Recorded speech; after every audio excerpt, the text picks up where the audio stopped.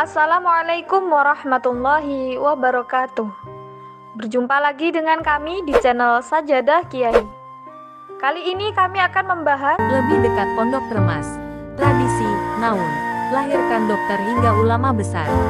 Pondok Pesantren Tremas di Kabupaten Pacitan, Jawa Timur memiliki tradisi kuat yang disebut naun, di mana santri tidak boleh pulang selama 3 tahun untuk mendalami ilmu agama. Berkat tradisi naun, pesantren Tremas telah melahirkan tokoh-tokoh besar mulai yang berprofesi sebagai dokter, pengusaha hingga ulama atau kiai. Ada sebuah tradisi di Ponpes Tremas yang bernama naun, yaitu tinggal di pondok selama 3 tahun berturut-turut tidak pulang sama sekali. Tradisi ini dimaksudkan sebagai tradisi mengalap berkah, supaya dimudahkan dalam belajar, rizki dan hal baik lainnya. Rata-rata hampir semua santri sudah pernah mencicipi tradisi naun tersebut. Aktivitas di pondok setiap harinya ada kelas belajar mengajar. Karena jumlah murid yang banyak, kelas dibagi menjadi 2 kelas. Kelas pagi untuk santriwati Ma, sedangkan kelas sore untuk santriwati Ems. Selain kelas belajar mengajar, ada juga ekstrakurikuler seperti baca qiro, melakukan bacaan Quran, nasyid hadrah, dan bulu tangkis. Prestasi yang terakhir kali dicapai, menjadi juara umum porseni di Pacitan. Lulusan dari Ponpes Tremas banyak yang sukses kembali di kota asalnya. Contohnya pendiri Pondok Lirboyo Kediri, salah satunya adalah lulusan Ponpes Tremas. Sama halnya dengan pendiri Pondok Al-Fatih Temboro pun didirikan oleh alumni Ponpes Tremas. Alhamdulillah banyak alumni yang sudah jadi orang atau sukses lulus dari sini. Ada yang jadi dokter, perawat, guru.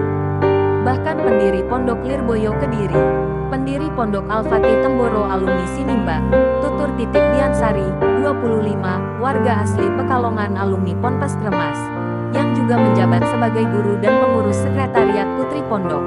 Pondok Pesantren Tremas merupakan salah satu perguruan Islam tertua di Indonesia. Dari tempat ini telah lahir ulama-ulama besar yang berjasa dalam pengembangan Islam di bumi Nusantara. Pondok yang sekarang berada di Jalan Patrem nomor 21 Tremas Arjosari ini didirikan pada 1830 atau hampir 2 abad yang lalu. Jauh lebih tua dari negara Indonesia itu sendiri. Aktivitas santri putri Dias Lucia Mala. Sejarah berdirinya perguruan Islam Pondok Tremas, Pacitan tidak lepas dari sejarah pendirinya, yaitu Kiai Haji Abdul Manan Putra R. Ngabehi di Pomonggolo, seorang Demang di daerah Semanten pinggiran kota Pacitan.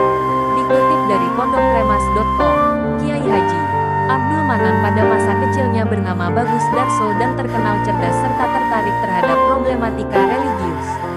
Pada masa remajanya dia dikirim oleh ayahnya ke Pondok Pesantren Tegalsari Ponorogo untuk mempelajari dan memperdalam pengetahuan agama Islam di bawah bimbingan Kiai Hasan Besari.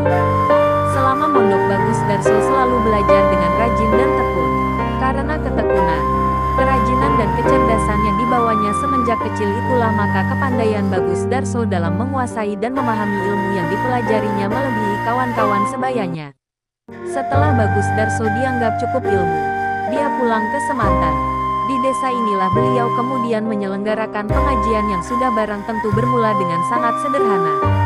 Dan karena semenjak di Pondok Tegalsari sudah terkenal sebagai seorang santri yang tinggi ilmunya, maka banyaklah orang Pacitan yang datang mengaji. Dari sinilah kemudian di sekitar masjid didirikan pondok untuk para santri yang datang dari jauh. Namun beberapa waktu kemudian pondok tersebut pindah ke daerah Tremas setelah dia menikah dengan putri Demang Tremas R. Ngabehi Honggowijoyo. Sedang R. Ngabehi Honggowijoyo itu sendiri adalah kakak kandung R. Ngabehi di Pomonggolo. Tempat pendidikan Dias Lucia Mala.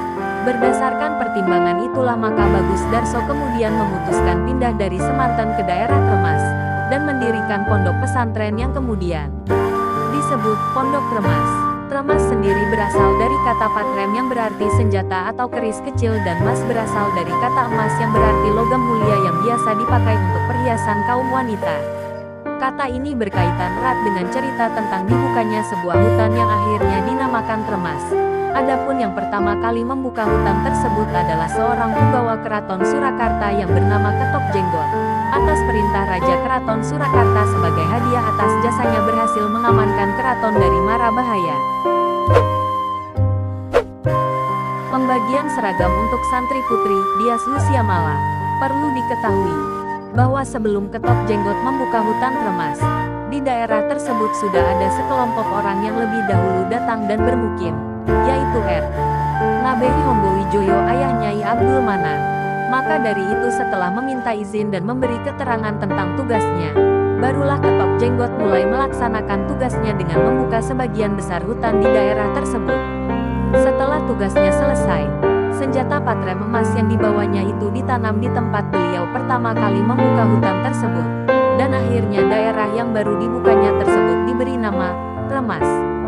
Seiring waktu Pondok Tremas terus berkembang, jenjang pendidikan di pondok ini mulai TK hingga MAS serta Mahat Ali setara dengan universitas. Mata pelajaran yang diajarkan mengedepankan tentang agama, seperti fikih, hadits, nahwu saraf bahasa Arab, dan pelajaran agama lainnya. Kompleks Pondok Pesantren Dias Lucia Mala. Pelajaran umum di sini hanya yang diajarkan pelajaran dasar saja. Jika dibuat perbandingan, pelajaran agama 90% dan pejalanan umum 10%.